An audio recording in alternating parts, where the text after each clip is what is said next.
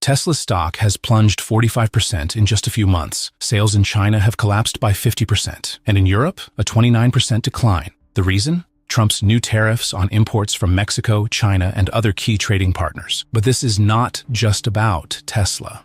These economic shifts are hitting Americans where it hurts. Job losses, higher prices, and an uncertain future. What happens next? Stay with us. What's coming will shock you. The moment Trump's administration imposed aggressive import tariffs, the market responded, and Tesla was one of the biggest losers. The damage so far, Tesla's stock has plummeted 45%, wiping out billions in market value. In China, Tesla's second-largest market, sales have nosedived 50%, handing a massive advantage to Chinese competitors. In Europe, demand has fallen 29% as rising costs make Tesla vehicles less competitive. Why is Tesla taking the hardest hit? Exploding production costs. Tesla relies on imported parts, and with higher tariffs, manufacturing just got more expensive. Supply chain disruptions. Factories in Mexico and Asia are now facing higher trade barriers, slowing down deliveries. Investor panic. The uncertainty surrounding tariffs is making major investors pull back, triggering a sell-off in Tesla's stock. Musk's political gamble. Musk has previously supported Trump on economic policies, but these tariffs are hurting his own companies. Tesla is bleeding. But it's not just them. This crisis is rolling down to the American people. Don't look away. The impact is bigger than you think. Tesla's struggles aren't just about Elon Musk. These tariffs are causing ripple effects across the entire economy, and it's the average American who's feeling the heat. Here's what's happening. Tesla vehicle prices spiked by $5,000 to $10,000 as production costs skyrocket. Over 12,000 jobs in the EV industry are now at risk, with layoffs already happening at factories in Texas, California, and New York. Inflation in the auto industry is surging, making both electric and gas-powered vehicles more expensive for consumers. Bigger economic impacts. Owning an EV just got more expensive. Higher prices mean fewer buyers, slowing down the transition to clean energy. Unemployment is creeping up. When Tesla struggles, the entire EV supply chain suffers. Thousands of workers in battery production, raw materials, and dealerships are in trouble. America's EV leadership is at risk. While Tesla is grappling with higher costs, companies like BYD, China, Volkswagen, Germany, and Hyundai, South Korea, are taking over the market. The bottom line? Americans are paying more and getting less. And if Tesla doesn't adapt fast, the damage will only get worse. It's not just the stock market or factory workers. Tesla is also losing its most valuable asset, customer loyalty. The latest numbers show repeat Tesla buyers in blue states dropped from 72% to 65%, a huge shift. Even in red states, loyalty barely increased from 47.6% to 48.2%. A whopping 32% of American buyers now say they would never consider a Tesla. Why is this happening? Higher prices. Tesla is no longer the affordable EV option it once was. Competitors now offer better deals. Technology issues. While companies like Waymo and Uber are pushing self-driving cars, Tesla's full self-driving still isn't fully functional. Political backlash. Musk's close ties with Trump have turned off a large portion of the consumer base. Tesla is at a crossroads. If they don't rebuild consumer trust, they will lose their leadership in the EV market permanently. Despite the current crisis, Tesla still has a chance to recover if they move fast. What Tesla needs to do now: adjust pricing. They must find ways to cut costs and make their vehicles more affordable again. Expand beyond the US. With tariffs hurting domestic sales, Tesla must focus on markets that aren't impacted. Double down on self-driving tech. If Tesla can perfect full self-driving, they could regain their edge. Improve customer relations. They need to restore trust through better service, pricing, and transparency. The clock is ticking. If Tesla fails to adapt, they could lose their position as the world's top EV manufacturer. Is this the beginning of the end for Tesla, or will they fight back and regain control? The answer is coming soon. Mark Carney, the Prime Minister of Canada, shocked many by choosing Europe instead of the US for his first official visit. Why has Canada decided to stand on its own and protect its national interests? Mark Carney and the decision to rebuild international relations. First and foremost, this was not just an ordinary visit. It was a powerful message that Prime Minister Carney wanted to send to the world. Instead of heading to Washington to meet with his US counterpart, Carney chose to go directly to Paris, where he met with French President Emmanuel Macron, followed by British Prime Minister Keir Starmer. This reflects a shift in Canada's foreign strategy, moving away from dependence on a single major country and instead focusing on building a more diverse network of partners, not only in the economic field, but also in security. Mark Carney was not merely asserting that Canada can stand on its own. He emphasized that the country would not only improve infrastructure, but also build a stronger economy from within. Canada has the potential to become a true energy superpower, not just relying on traditional energy, but also advancing the development of renewable energy. It is predicted that in the next 5 years, Canada will see significant growth in the clean energy sector, with solar and wind energy projects making up 30% of the country's total electricity production. This shift towards renewable energy not only promises environmental benefits, but also positions Canada as a leader in global efforts to combat climate change. Additionally, the growth in clean energy will create thousands of high-quality jobs, further strengthening Canada's economic foundation. But that's not all. Carney also pointed out that U.S. trade decisions not only impact Canada, but also create consequences within the U.S. economy itself. Trade wars, tariff policies, and similar measures not only harm partner countries, but sometimes hurt the U.S. as well. We have seen some of this as the U.S. economy has faced difficulties in recent years. However, Carney made it clear that Canada will not accept these unfair policies indefinitely. Canada's shift, seeking new partners and strengthening defense. So, what is Canada's solution? Prime Minister Carney has asserted that if the U.S. continues its unfair trade policies, Canada will seek new trade partners. One of the strategic choices moving forward is Europe. In the defense sector, Canada is considering European suppliers like Sweden instead of continuing its collaboration with the U.S. This is a clear indication of Canada's strategic shift, as they no longer wish to be overly dependent on a single country. Europe, with nations like France, Germany, and the UK, is creating a new space for trade and security, where Canada can find growth opportunities, while the US remains an important partner. Without proper respect and fairness in trade relationships, diversifying its ties will be a necessary step. Canada could become part of the strategy to restructure global supply chains as countries collaborate to reduce dependence on superpowers like the US. This also presents an opportunity for Canada to drive innovation in clean energy and technology, while strengthening its position on the global stage. Expanding cooperation with European partners will also help Canada create new economic opportunities, reducing the risks posed by unstable trade policies.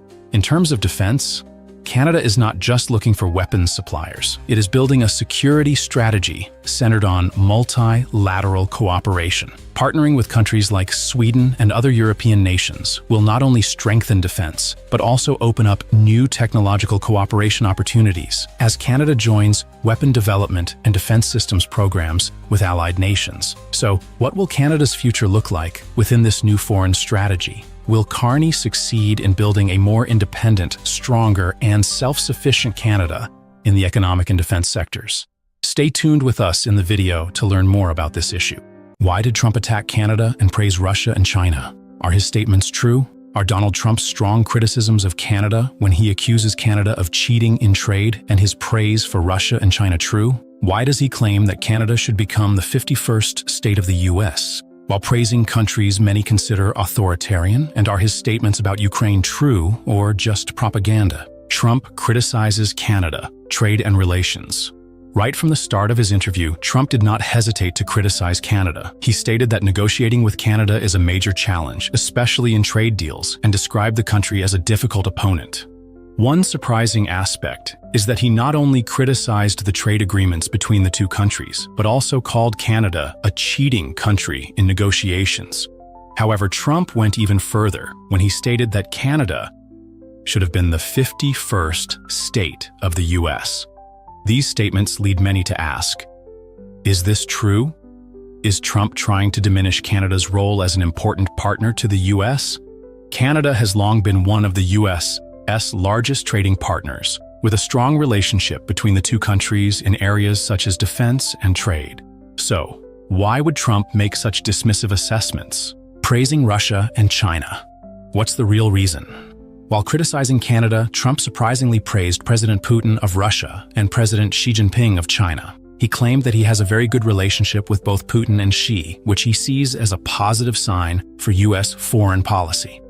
Trump also stated that Russia and China have valuable resources that the U.S. could take advantage of, such as natural resources and investment opportunities. This raises the question, are these praises genuine? Or is it part of a diplomatic strategy to build closer relationships with countries that could help the U.S. in trade and global strategy? Why would Trump overlook traditional allies like Canada and Western European nations, while tending to support regimes considered authoritarian? Claiming Canada cheats in trade. Truth or just blame? Trump continues to assert that the trade deals the U.S. has signed with Canada, like USMCA, United States-Mexico-Canada Agreement, are unfair and that Canada has been cheating in negotiations. He claims that these deals always benefit Canada but disadvantage the U.S. This raises the question, is Trump intentionally exaggerating this issue to highlight his dissatisfaction with trade partners and to boost the U.S.'s negotiating position on the international stage? While the U.S. does have a trade deficit with Canada, the trade relationship between the two countries has had adjustments over decades. If there's cheating involved, why haven't international trade bodies reported this? Organizations like the WTO and NAFTA have clear regulations for monitoring trade agreements between countries.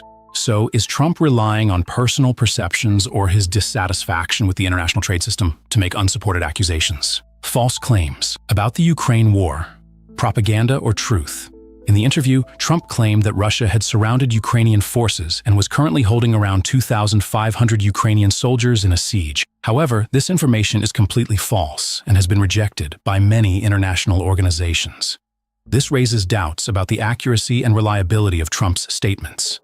Why would he choose to trust false reports from Russia instead of relying on official, trustworthy information from international organizations? This statement from Trump not only misleads, but also weakens support for Ukraine at a time when the war is increasingly tense. Could Trump be intentionally spreading false information about Ukraine to reduce international attention on this conflict, or to diminish support for U.S. measures aimed at helping Ukraine?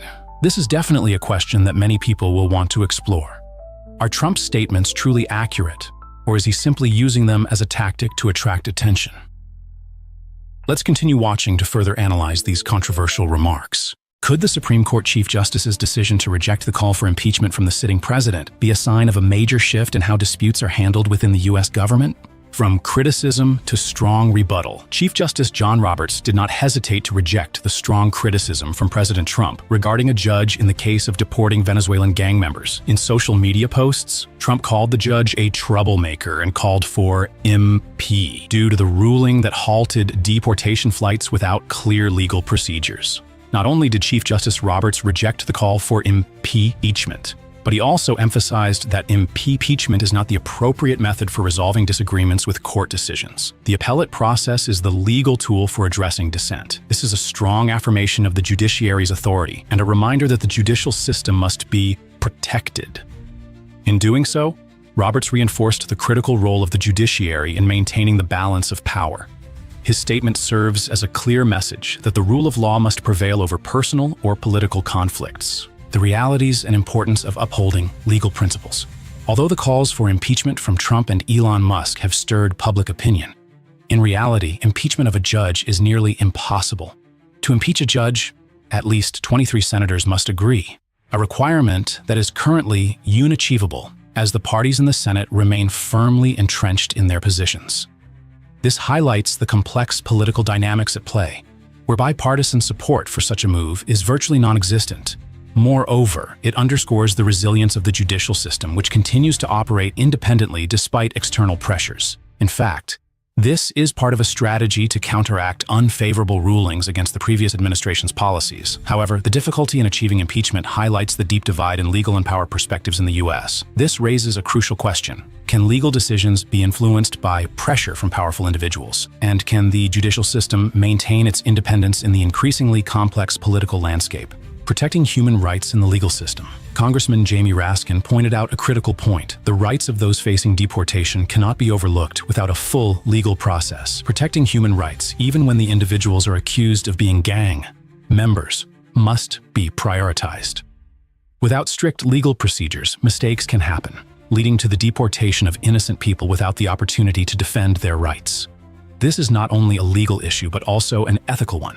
A fair legal system cannot rely solely on accusers, but must be based on evidence and legal processes to ensure justice is served. Why are judges not easily impeached? Impeaching a judge is not a simple process. Under U.S. law, a federal judge can only be impeached if they commit serious legal violations. This requires the agreement of at least 23 senators, a number that is very difficult to achieve, given the current political climate. In this case, the judges acted within their powers and based their decisions on clear legal principles. Therefore, despite calls for impeachment from prominent individuals, the process faces many obstacles. This highlights the importance of protecting the independence of the judiciary, preventing legal decisions from being influenced by external factors. It also underscores the necessity for all legal actions to adhere to legal procedures, ensuring justice for all involved. Despite the controversies and calls for change from powerful individuals, the U.S. legal system remains steadfast in its principles. Justice must be executed through lawful and fair processes, free from interference, even from the president or those with great power in society. Could this be a sign of a shift in how disputes are handled within the U.S. political landscape? Stay tuned to find out more on hundreds deported when court orders no longer matter. Over 200 years ago, the United States passed a law that allowed the government to deport anyone without trial, a law thought to be long forgotten. But today, it has returned. Planes continue to take off, defying court orders. Immigrants are being forced out of America with no chance to fight back. Law and power, when an old law is revived. The United States prides itself on a strong legal system.